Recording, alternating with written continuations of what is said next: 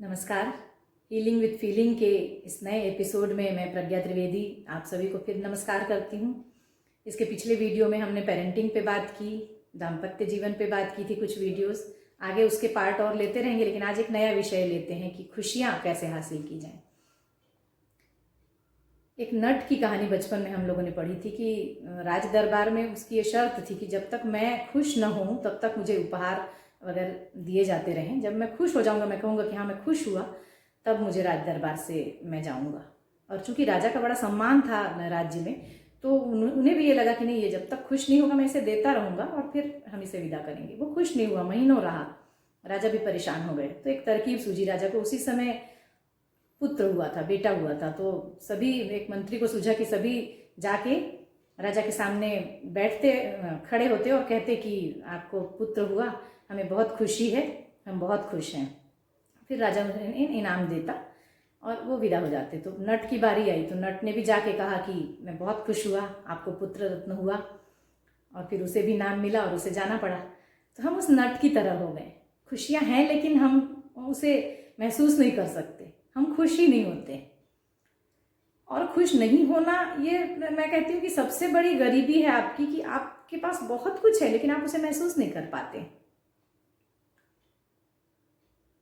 छोटी छोटी बातें मैंने जीवन में अपने भी देखी और लोगों के जीवन में भी देखती हूँ कि बहुत कुछ है उनके पास। कई लोग वर्ल्ड टूर होके आते हैं लेकिन वो खुशी हासिल नहीं होती, वहां भी वो लड़ लेते हैं आपस में। और मैं कहूँ कि एक छोटा सा आपके घर, अगर एक छोटा सा उपाय कि आपके घर अगर खाना बन गया है और आप उसे अपनी छत पे ले जाके खाएं, और नॉर्मल जहां आप खाते हैं उसकी तुलना में आप छत पे ले जाएं और सारे सदस्य वहां जमा होकर खाएं, तो आपको शायद किसी वर्ल्ड टूर से ज़्यादा आनंद देगी वो बात। मैंने बहुत ये देखा कि बहुत छोटी छोटी खुशियों से हम लोगों ने एक समृद्धि जुटाई खुशियों की, और उसके लिए हमने बहुत खर्च नहीं किया। रोज ही हम ऐसे कुछ काम करते हैं। एक छोटी सी पौधे में कोई कली आ जाती तो हम लोग घंटों उसको देखते हैं, खुश हो जाते हैं कि नहीं आज कली आई है हमारे पौधे में, हमारे लगाए पौधे में। तो खुशियों को पाने का कोई क्राइटेरिया नहीं है कि आप इतना खर्च करके ही खुशी पाएंगे। इस समय तो कोरोना का समय था, रेस्टोरेंट बंद थे, सिनेमा हॉल बंद थे, मॉल बंद थे। तो जिन आप में से जिनको ये लगता है कि इन सब से खुशी मिलती, कि परिवार के साथ आप मॉल घूम के आते हैं, वहाँ बहुत सारा शॉपिंग करते हैं, बहुत सारी शॉपिंग करते हैं, बहुत सारा खर्च करके आते हैं, तो आपको एक खुशी मिलती। ये सब आपको आपके ईगो को सेटिस्फाई जरूर कर सकता है कि आप जाते हैं, फिर आप आके बताते हैं बहुत सारे लोगों को कि आज हमने 50,000 रुपये खर्च कर दिए। लेकिन कोई दोस्त ये बोल दे कि हाँ मैं भी कल गया था और मैंने 1 लाख खर्च किए, तो आपका वो सुख दुख में बदल जाता है। तो जहां कंपैरिजन होता है, इसीलिए कहती हूँ कि सिर्फ खुशी का साधन एक ही है कि कंपैरिजन ना करें किसी से। हम बहुत सारे लोगों को मैंने देखा है कि कंपेयर करते हैं कि नहीं उनको क्या है, उनको तो सरकारी नौकरी है, बढ़िया, घर बैठे नहीं होता। हर व्यक्ति, किसी की कलम फंसी हुई रहती, किसी की गर्दन फंसी, किसी का पैसा फंसा है, किसी का मान सम्मान फंसा है, तब वो रोजी रोटी कमा रहा है। और हम अगर बहुत इजीली देखते हैं दूसरे को कि इसके लिए बहुत इजी है, ये तो इसकी लाइफ बड़ी इजी है, हमारी कठिन है, उसकी किस्मत अच्छी, हमारी खराब है, तो हम सुख कभी नहीं पा सकते। इसलिए कंपैरिजन बंद कर दें। सुख का एक साधन है कि कंपैरिजन ना करें।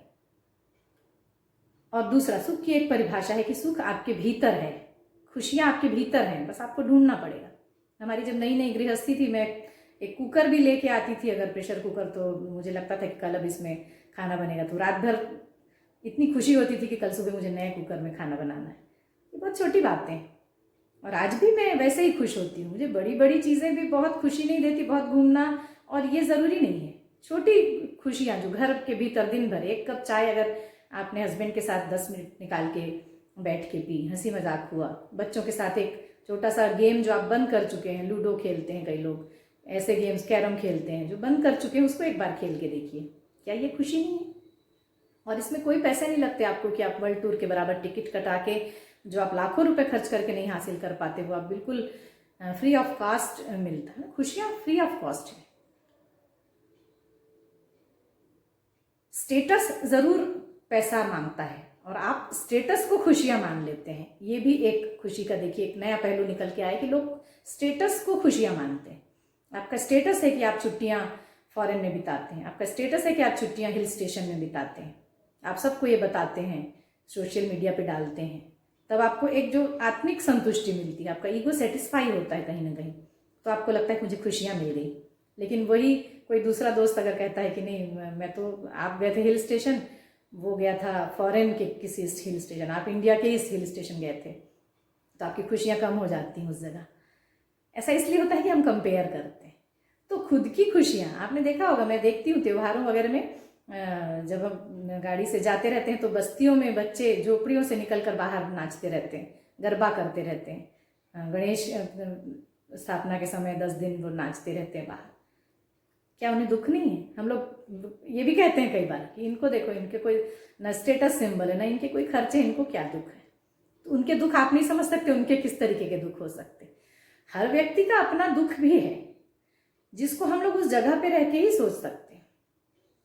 आपको अगर 2 हाथ सही है आपके, आपका मस्तिष्क सही है, आपका शरीर स्वस्थ दिया है ईश्वर ने, तो यही बहुत बड़ी खुशी है।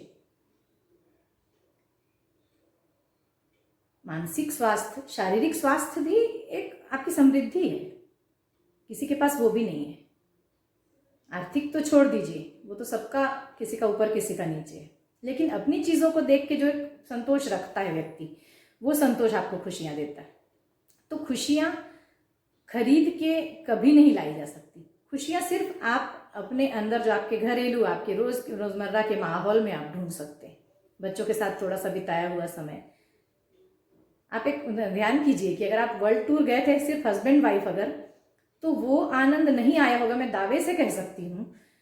जो आप यहाँ से, जहाँ आप रहते हैं वहाँ से आप 5 किलोमीटर दूर अगर कोई जंगल में या किसी पिकनिक स्पॉट पे पूरी फैमिली के साथ जाते हैं, आपके भाई बहन हो, कजिन हो, बच्चे हो, सबके, तो जो एंजॉय आपने किया होगा वो शायद आपने अकेले वर्ल्ड टूर में भी नहीं किया होगा। इससे एक और बात निकल के आती है कि खुशियाँ समूह में होती, अकेले में नहीं।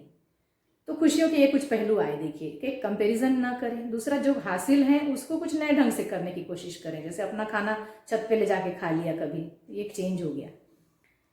तो तीसरा ये हुआ कि खुशियाँ आपको अकेले आप नहीं भोग सकते उसको। हाँ, ये बात और है कि जैसे मुझे अगर संगीत सुनने का शौक है, मुझे उसमें खुशी मिलती है, तो मैं अकेले भी सुन के आनंदित हो सकती हूँ, ये और बात है। लेकिन जब हम समूह में एंजॉय करते हैं किसी चीज़ को, मैंने बताया कि वर्ल्ड टूर खर्च करके हम जाते हैं, उसके बदले हम बिल्कुल मुफ्त एक किसी संडे को सारे कजिन्स मिलके एक जगह पे इकट्ठा होते हैं और खाना खाते हैं, तो वो शायद उससे, वर्ल्ड टूर से ज़्यादा आपको खुशी देता है। तो इसका अर्थ है कि खुशियाँ एक तो समूह में मिलती हैं, अकेले नहीं मिलती। तो आप कोशिश करें कि हम लोग समूह में रहें, क्योंकि धीरे धीरे ये परंपरा खत्म होती जा रही है। पहले तो सामूहिक परिवार ही होते थे, बहुत सारे परिवार एक साथ रहते थे, संयुक्त परिवार।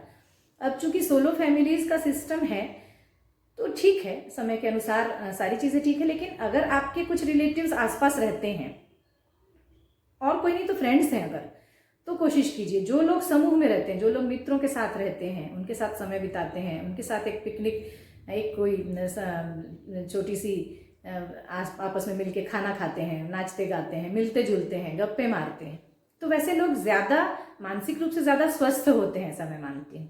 ऐसे लोगों को खुशियों का एहसास होता है। आपके पास एक सेंसर होना चाहिए अपनी खुशियों को लेकर। वो सेंसर धीरे धीरे खत्म होता जा रहा है, ऐसा लगता है। हम खुशियों को एहसास करने का सेंस खो बैठे हैं सबके पास, लेकिन हम चूंकि बड़े बुजुर्ग कहते हैं ना कि दूसरों की थाली में ज़्यादा घी दिखता है, ये एक कहावत है। तो जब तक हम दूसरों की खुशियों को बहुत ज़्यादा देखेंगे कि नहीं, इनके ये ज़्यादा खुश है, मैं कम खुश हूँ, मेरी किस्मत, कई बार लोग किस्मत को भी दोष देते हैं, मैं ऐसा नहीं मानती। ये ज़रूर मानती हूँ कि सबकी परिस्थितियाँ अलग हैं, किसी के साथ अनहोनी हो जाती है, कुछ किस्मत जिसे हम कहते हैं वो सबकी डिफरेंट हो सकती है, सबका एक सा परिवेश नहीं होता। लेकिन जो हमें मिला है, 2 हाथ 2 पैर, स्वस्थ शरीर, 2 रोटी खाने को रोज 2 समय की, तो ये सभी का लगभग एक जैसा है। और जो आम घरों की, जो सामान्य एक मध्यम वर्ग की बात मैं करती हूँ, तो वहां पे आपको सारी खुशियां हासिल हैं, सिर्फ आप देख नहीं पा रहे। तो खुशियों को देखना आना पड़ेगा, नजरिया ही सही, नजरिया ही खुशी को पाने का रास्ता है।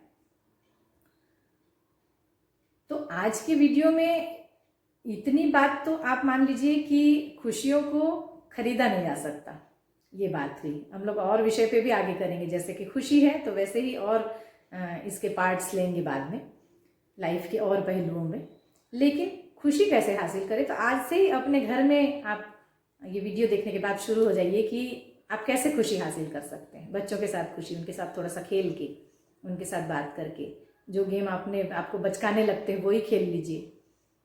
जो खाना आपको रूखा सूखा और बेस्वाद लगता है, हो सकता है कि आपकी तबीयत ठीक ना हो, आप डायबिटिक हैं, आप हार्ट पेशेंट हैं, आपको ब्लड प्रेशर है और आपको ऐसा रूखा सूखा खाना पड़ता है जो आपको बिल्कुल नहीं पसंद आता, तो कभी उसे छत पे ले जाके खाइए परिवार वालों के साथ, उस खाने में ही शायद आपको स्वाद आ जाएगा।